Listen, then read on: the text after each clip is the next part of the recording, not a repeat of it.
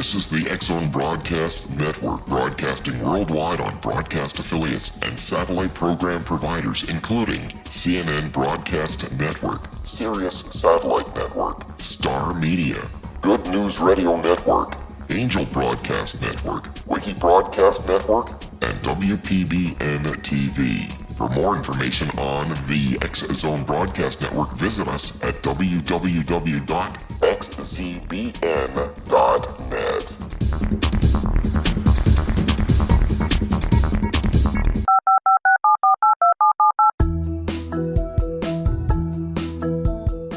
Did you know that when you're on the road with limited data or Wi-Fi, you can still listen to the X-Zone Radio Show with Rob McConnell, The Science of Magic with Gwilda Wiyaka, X-1, Dimension X, Space Patrol, and every minute of the X-Zone Broadcast Network by calling 213-401-0080, courtesy of Audio Now.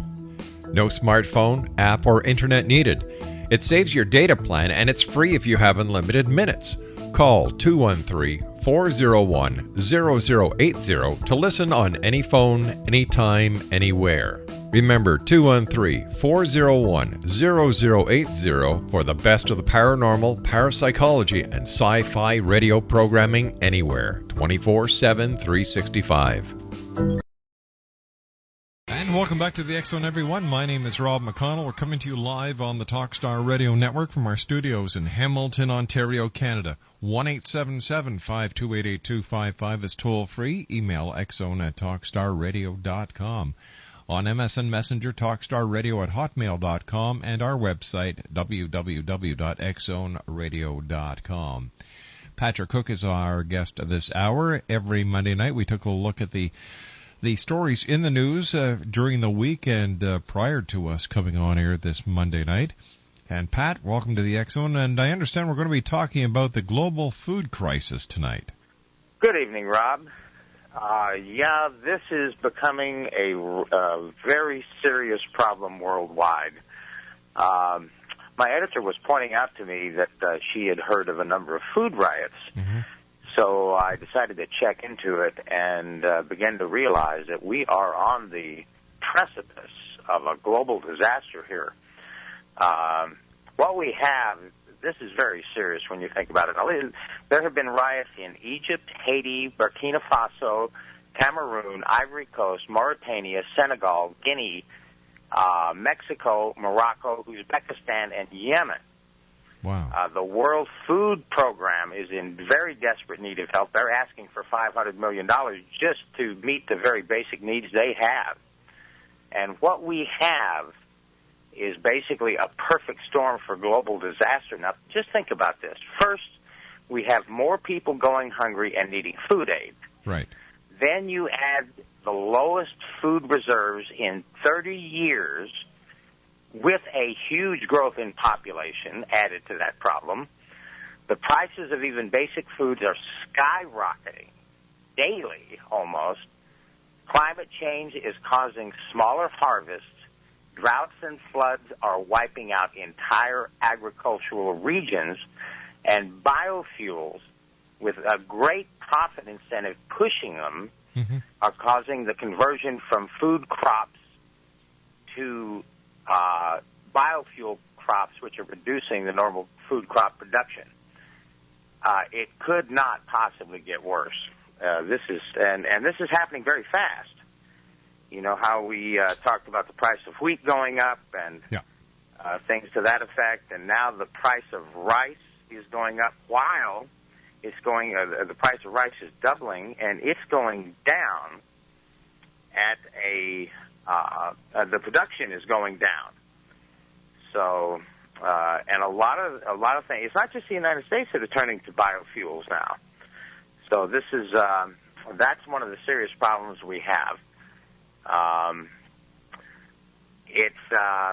The Egyptians, they had a riot in Egypt that is causing, there were a number of people, let's see, there were 150 people arrested and 80 were wounded. And what we have here, you see, here's the problem. Now, these countries that I mentioned, most of these countries have incomes of less than $2 a day. So they are at the very lowest end of the poverty level.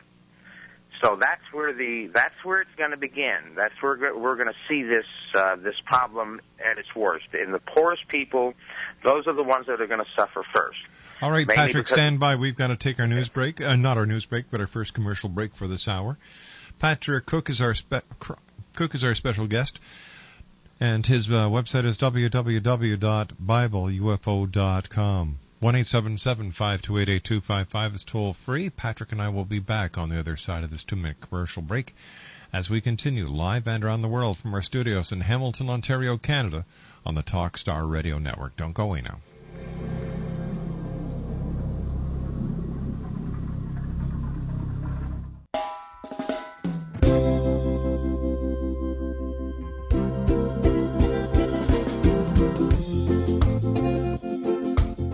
This is Johanna Carroll, host of Dialogue with Divinity on the X-Zone Broadcast Network. While walking along Kaanapali Beach in Maui this past year, I kept discovering all these shells and coral in the shape of hearts. My dialogue with Divinity was very simple. Do you want me to do a retreat to heal people's hearts in Maui next year? And of course, the answer was yes. As a master spiritual teacher, I am offering you a neat retreat called Rise, May 8th through the 12th, 2017, and the chance of a lifetime to rest at a 5-star resort for 5 days and experience a spiritual renewal of your heart and soul. Kaanapali is one of the top 5 beaches in the world. This stunning resort has undergone a $40 million renovation. I walked the entire property, checked out the room choices on your behalf, and I must say it is stunning. Our conference room faces the ocean with sliding glass doors. Maui is known as Mother Maui because it is a soft, gentle, healing energy. In the embrace of Mother Maui, you will feel yourself rising from the limitations of an ordinary life to an extraordinary journey of peace, bliss, and harmony. A greater sense of clarity. Our Rise retreat ignites renewal in the sacred elements of air, water, earth, fire, and wind. There's plenty of free time to enjoy all that Maui has to offer. A small deposit is required now to reserve your space, as this retreat, it will sell out. For more details, please go to johannacarroll.com and register today. Aloha, and I'll see you in mystical Maui.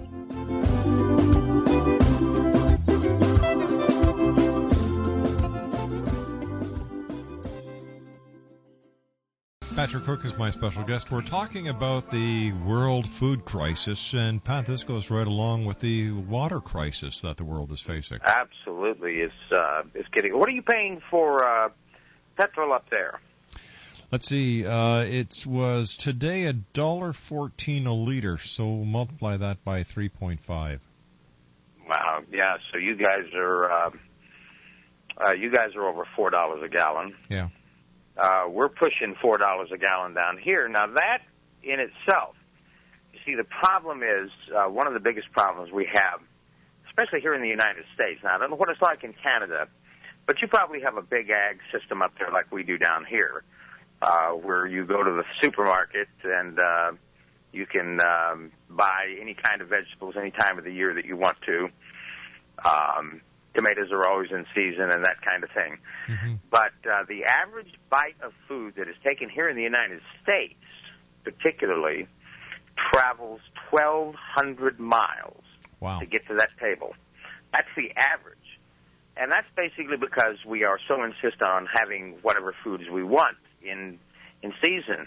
And when you think about the cost of fuel, you know, last week the entire New Jersey Turnpike was clogged with truckers that were protesting the price of diesel, which is above gasoline down here. I don't know, is it the same way up there? Yeah, diesel's more expensive than regular gas. Do you remember when diesel was cheaper? I certainly do. Than gasoline. Yep. And now the problem here is, one of the serious problems here is this is affecting a lot of small truckers. I know you've had truckers on the show, haven't you? Sure have. Yes, we have. Yeah, talking about this particular subject and how this is affecting the small trucker. But it's affecting everything. And, of course, since our food travels such long distances, we are paying higher prices just on the basis of the fuel alone. Add to that all the shortages and the increase in cost because of the, so many crops being wiped out by biofuels and things to that effect. Then you've got our prices are rising. And when is it going to reach a peak? I mean, I don't know. What's happening up there? Well, it's, it depends on the supply and demand. There's always the demand, so there's always the supply, and it makes no sense to me how the prices can go up and down, up and down, up and down. It really makes no sense. Yeah, well, are you noticing dramatic increases in eggs, milk, bread? Of course, I know you have to be. No, actually, no. You know what? We went shopping earlier today, and we were paying 97 cents a loaf of bread. My God. Yeah. That's cheap. That is very cheap.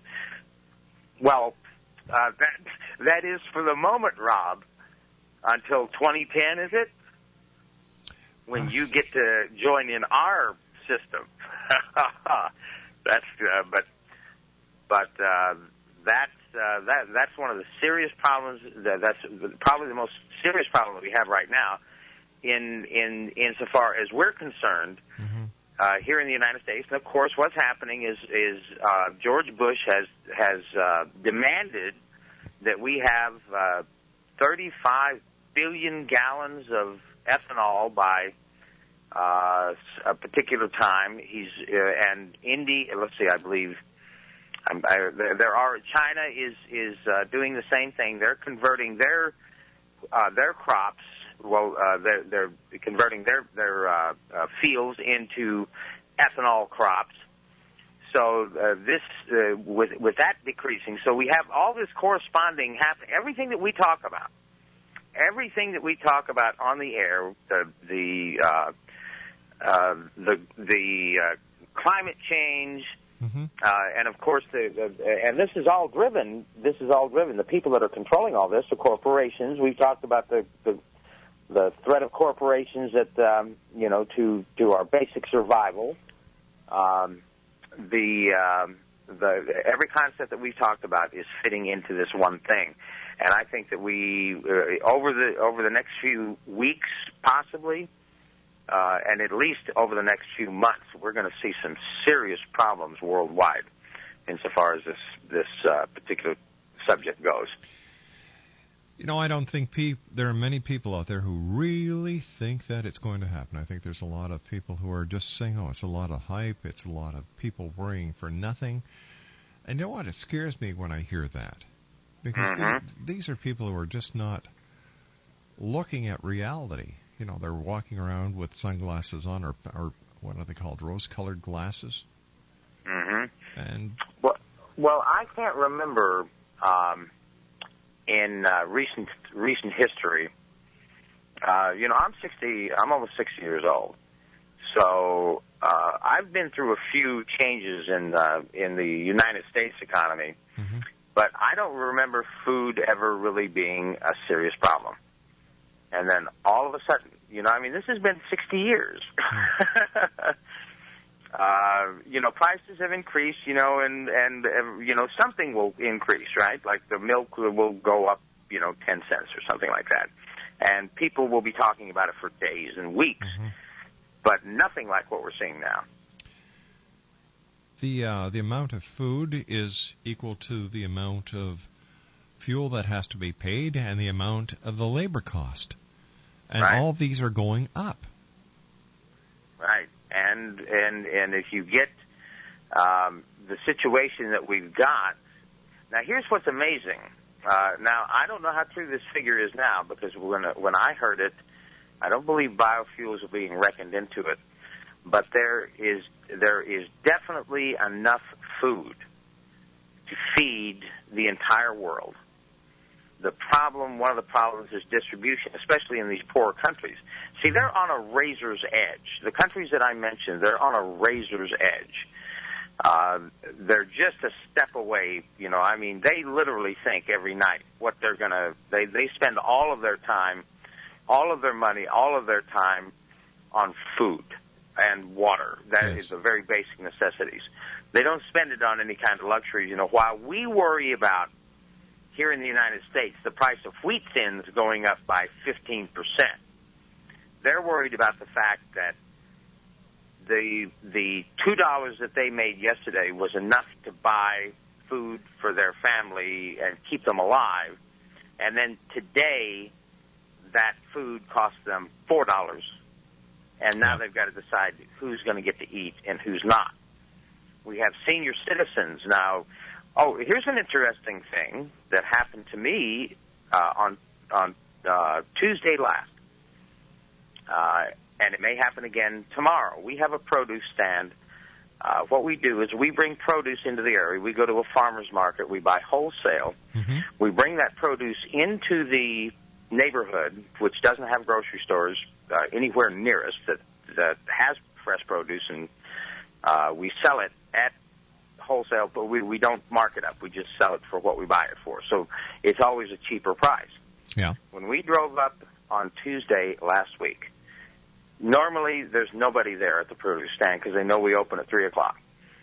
We were there 10 minutes. We were the way we schedule it is we get there almost exactly at 3 o'clock. We were actually 10 minutes early.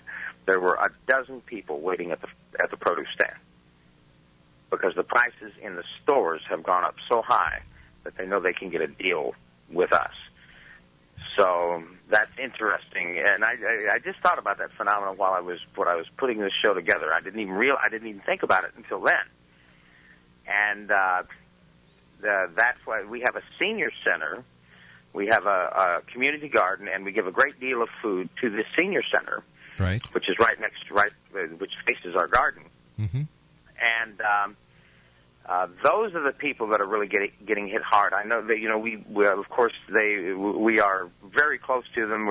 And we know a number of the people. They come into the gardens all the time, and they're talking about it. They're talking about how, and they're on a fixed income, and they're not getting the kind of increases.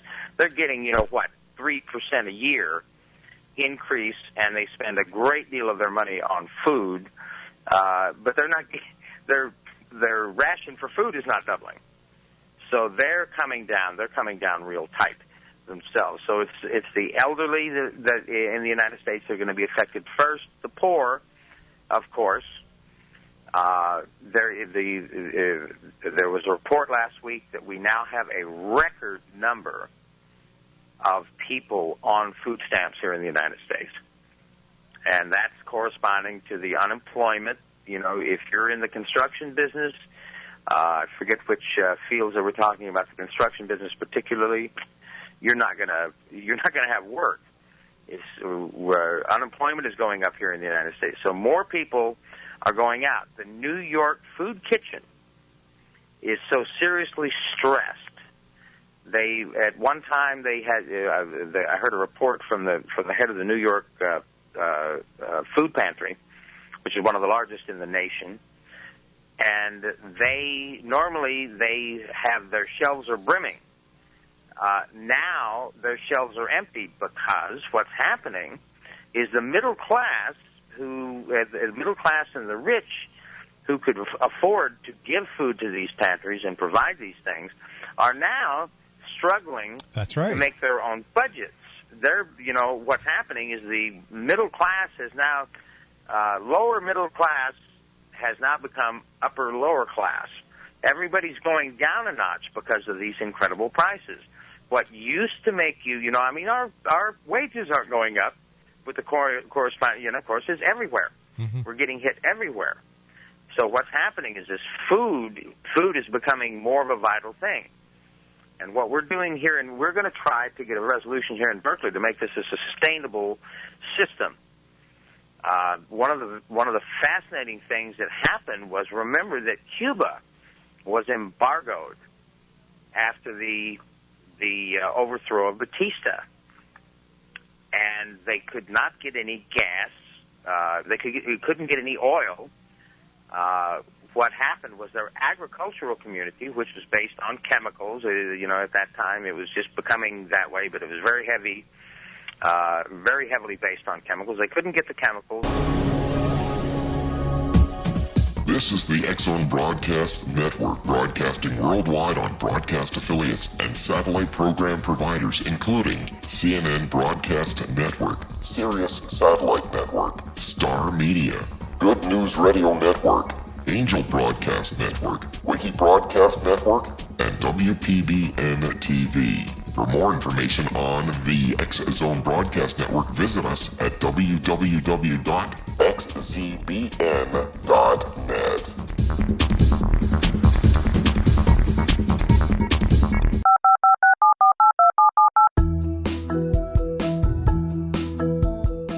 Did you know that when you're on the road with limited data or Wi-Fi, you can still listen to the X-Zone Radio Show with Rob McConnell, The Science of Magic with Gwilda Wiyaka, X-1, Dimension X, Space Patrol, and every minute of the X-Zone Broadcast Network by calling 213-401-0080, courtesy of Audio Now. No smartphone, app, or internet needed. It saves your data plan and it's free if you have unlimited minutes. Call 213-401-0080 to listen on any phone, anytime, anywhere. Remember 213-401-0080 for the best of the paranormal, parapsychology, and sci-fi radio programming anywhere, 24/7, 365. Welcome back, everyone. Patrick Cooke is my special guest. His website is www.bibleufo.com. If you'd like to give us a call, 1-877-528-8255. That's toll free throughout the U.S., Canada, Alaska, and Hawaii at 1-877-528-8255. Email xzone@talkstarradio.com and our website, xzoneradio.com.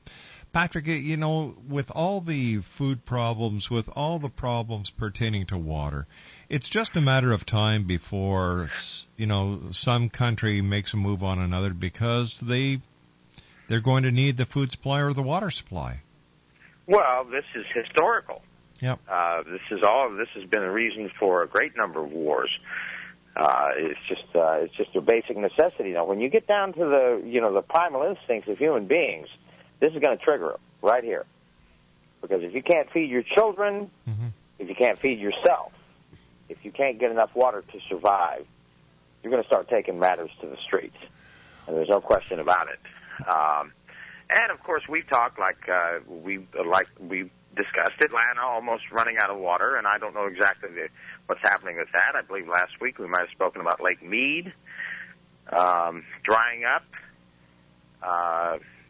The water is becoming shorter and shorter in supply, and corporations, although we still control a great deal of our water here in this country.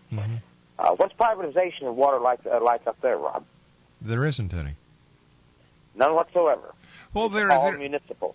Well, no, there are the odd independent water companies that put out bottled water, but when it comes to water for cities, it's municipal.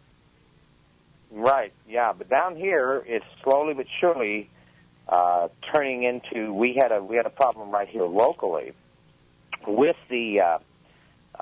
In a small little town down here, they sold they sold their they have problems with management, and so what they do is they turn it over to a private corporation, and then their prices went up, of course, and everybody was screaming and crying about that. But then that company sold out to a foreign water company someplace in Europe, so a European country, I forgot which one it was, and their prices tripled instantly, and then just started going up with rapid increases. So that can be a serious problem. But I think, with everything we've been talking about, 2012, did you actually discuss, I'm sorry, I did not catch the whole show that you were discussing. Did you discuss the concept that the Mayan belief is that the underworld will meet the upper world? No, we didn't talk about that. Yeah, that's basically what the prophecies cover. They don't say there's going to be a great disaster or a chaos, but they do say that there's going to be a change. There's going to be a very serious change. It's very hard to define exactly what they're talking about. But,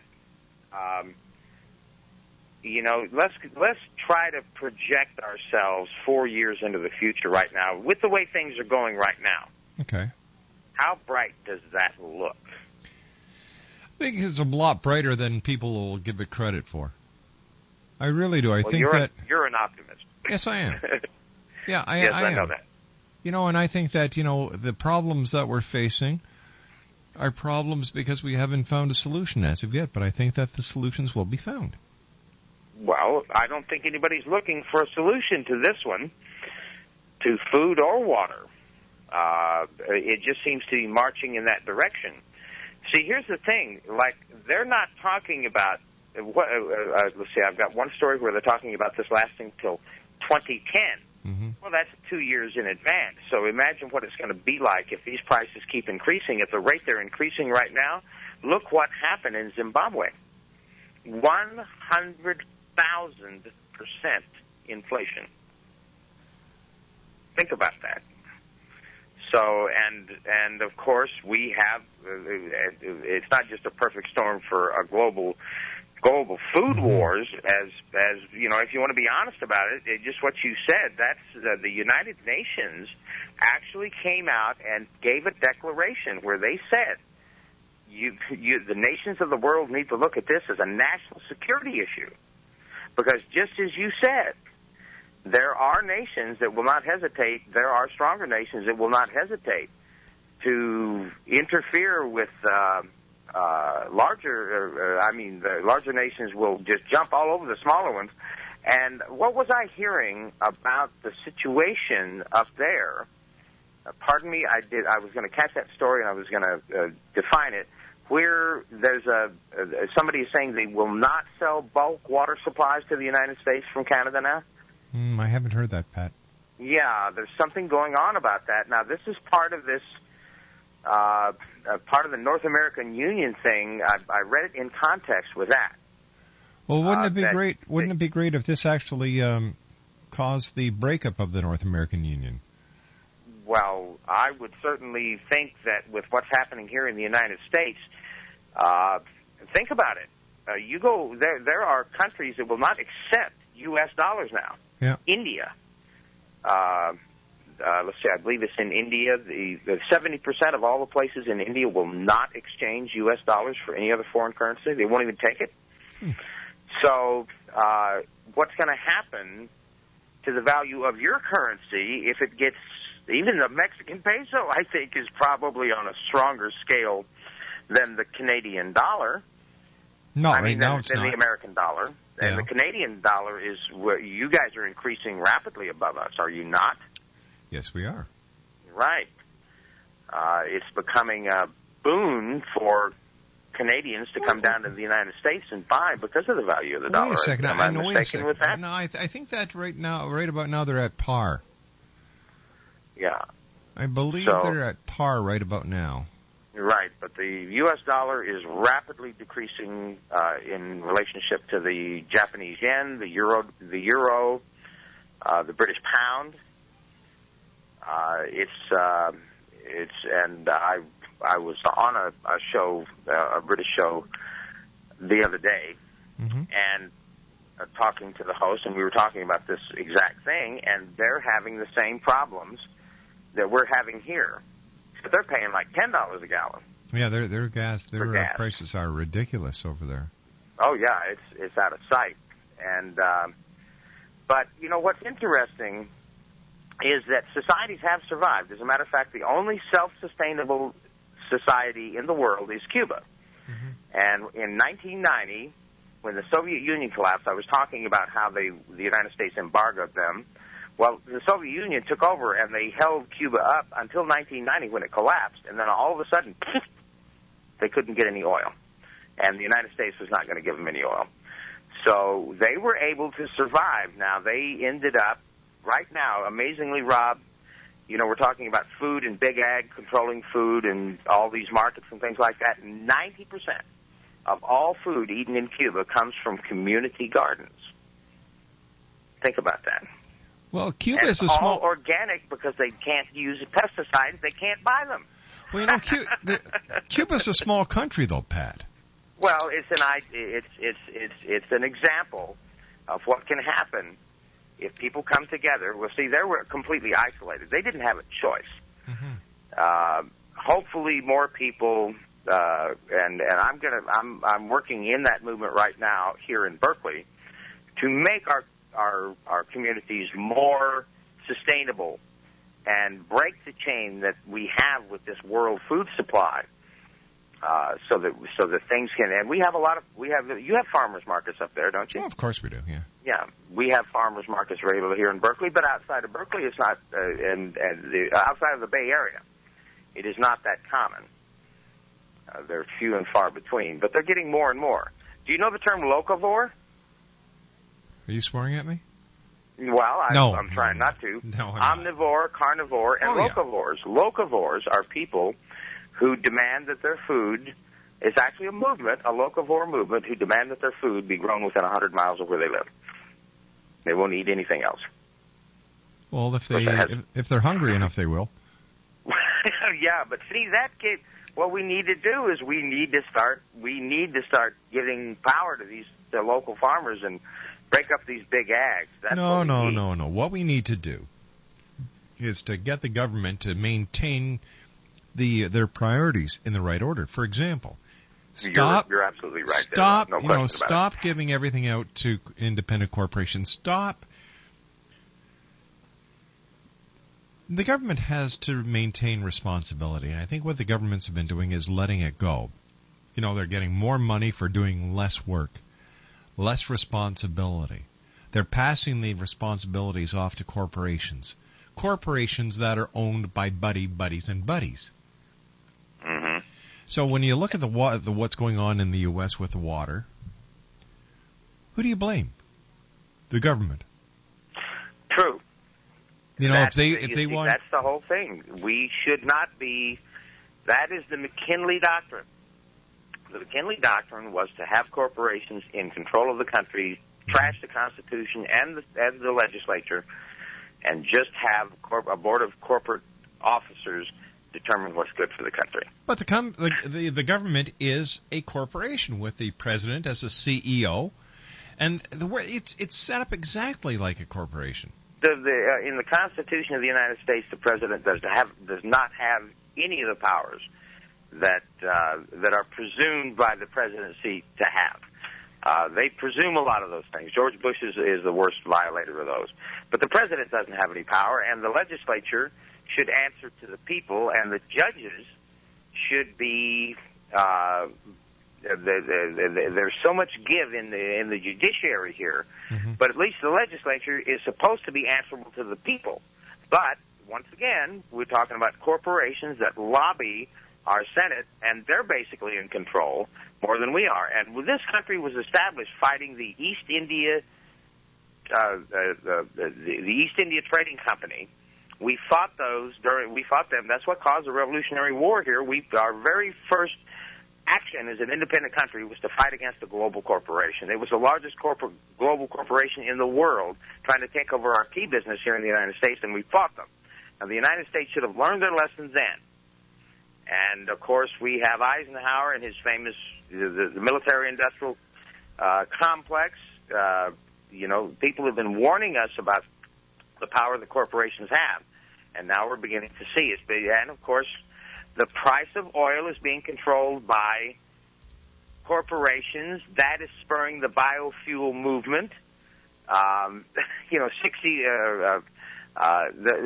oil should only be about $60 if it weren't for hedge funds. Mm-hmm. But at the beginning of 2000, I believe at the beginning of the Iraq War, the price was $20 a barrel. Now it's 107. What's going on here? Well, it's going to be very interesting to see what happens, Pat, to say the least. Absolutely. But the people we're going to be on top of it.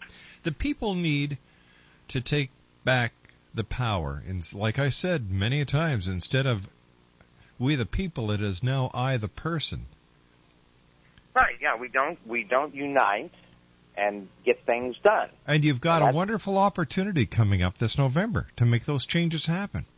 Absolutely. And that's an interesting thing. This race we got down here is really strange. Infighting with the Democrats and John McCain not doing anything. So, well, he is wearing his Navy hat a lot.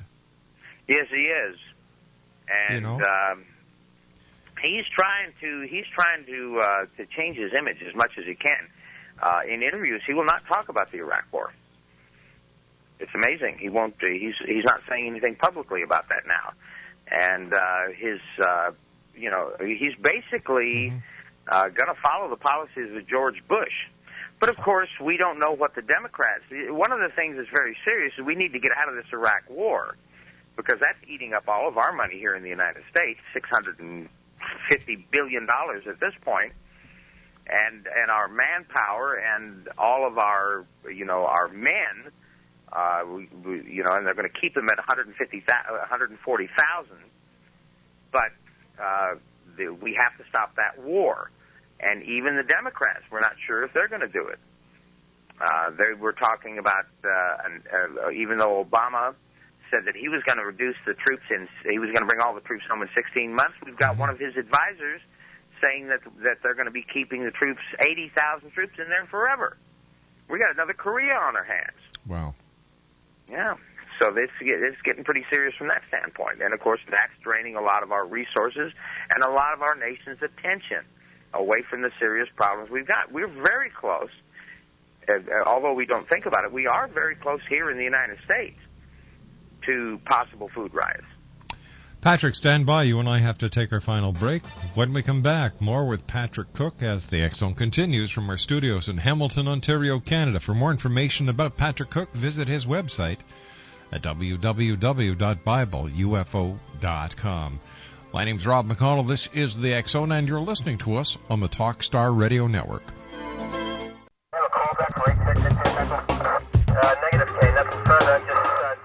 In over 36 years in law enforcement, I've learned a few things. The most important is the proper gathering and preservation of evidence is vital to putting the bad guy behind bars. It's no different in the world of paranormal investigation. Whether it's the search for the afterlife, cryptozoology, extraterrestrials, and UFOs, how we gather that evidence of their existence, preserve that same evidence, and present it to a court of our peers will make the ultimate difference in proving the existence of worlds and entities that are beyond our imagination.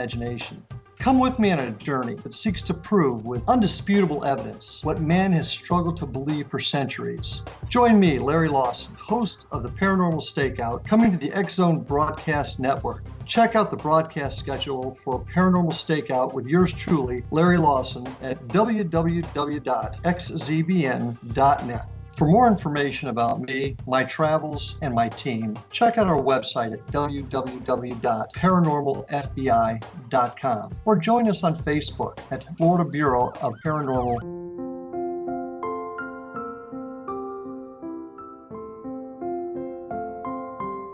I am Dr. Carl O'Helvey, founder, president of a new cancer foundation focusing on evidence-based physical, mental, and spiritual interventions, including natural cancer cures, prayer, meditation, affirmations, nutrition, and other related holistic cancer prevention and cure modalities.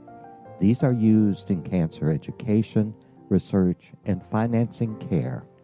I ask for your help to continue this important work by donating at www.holisticcancerfoundation.com.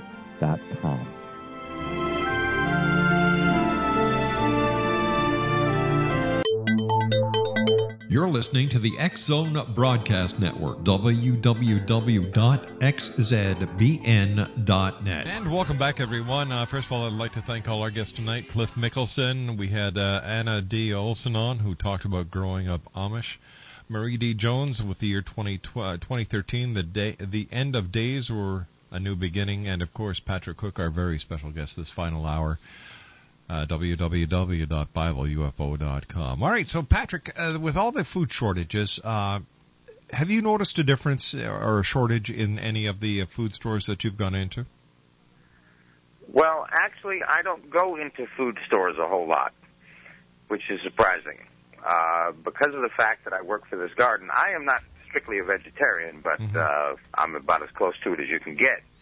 And because of the produce that we have, I pretty much don't shop in a store anymore. I do. I noticed that the prices are up in the stores. You know, I use honey and things like that, and I eat a lot of peanut butter, but I like natural peanut butter. So I go into health food stores. I don't go into Safeways and things like that. So I'm not really the one to ask, but I can say that the food stores, the major health food stores, or natural food stores that I do go into, they're not seeing any shortages. There's no shortages. No, absolutely not. But the prices are going out of sight. And unfortunately, you know, with the salaries and the cost of living is going up, but salaries are maintaining at the same ratio. Well, that's why I'm saying everybody's taking a step down, and I mean a serious step down. You know, the prices of everything. I was talking to somebody in Minnesota. Mm-hmm. All they had to do was to heat the home to keep it at a temperature high enough to keep it was a vacant house to keep the pipes warm. $500 a month. Wow. Think about that. That's ridiculous. That's basically the minimum price. And that's because of the cost of fuel oil, which is going up with everything else that rapidly. So we're in for a rough ride, but we're going to keep on top of it. And at least if, perhaps we can make a few people pay attention and realize that we're on a slippery slope. And we've got to start taking care of each other instead of just taking care of ourselves, just like you said. So what can turn it around? What can turn it around? Well, you mean the entire thing? Yes. The people. The people can turn it around. No, I mean on a governmental basis. Because the people are not going to take action right away. Well, that's the only thing that's going to change it, because if they don't, the corporations control it. That's it. The corporations are buying. We have the best Congress money can buy here in the United States, guaranteed. I mean, there are more lobbyists than you can shake a stick at, and there's no way, unless the people start taking action and take it back, there's no way that we're going to have to eliminate the lobby system or nothing's going to change. That would change it, Rob. That would be a specific change, to eliminate the lobby system so the corporations couldn't bribe our senators and our representatives. Pat, we've got to say so long for tonight. Thanks very much, Pat. Take care of yourself. Patrick Cooke, www.BibleUFO.com. Well, that's it for tonight, everyone. Batman at Master Control, thanks for keeping us up on those three big birds in the sky, Galaxy 4, Telstar 7, and Aglia 2, and on TalkStarRadio.com streaming audio. To my wife and senior producer, Laura Rogers, thank you. Keith Friedman, Consolidated Streaming, thank you, Keith. And thank you, X-Zone Nation, for allowing us to be part of your day, your night, no matter where you are on this great big world of ours. So until tomorrow night at 10 o'clock, when once again you and I meet here in the X-Zone, take care of each other. And after all, keep your eyes to the sky and